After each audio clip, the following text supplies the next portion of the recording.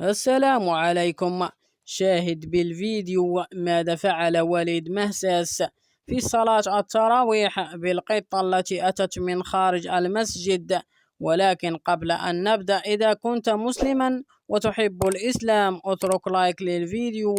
تداول قبل قليل فيديو لقطة أدهشت العالم بتصرفها مع إمام المسجد أثناء مزاولة الصلاة التراويح مع وليد مهساس. شاهد كيف صعدت على كتفه وهو يتلو القرآن الكريم في هذا الشهر الكريم. رمضانكم مبارك. قامت بالصعود على يد المقرئ وداعبته. هذه اللقطة أثارت الاهتمام بالإسلام، ولكن الشيء الذي حير العالم هو الذي قام به كريستيانو رونالدو.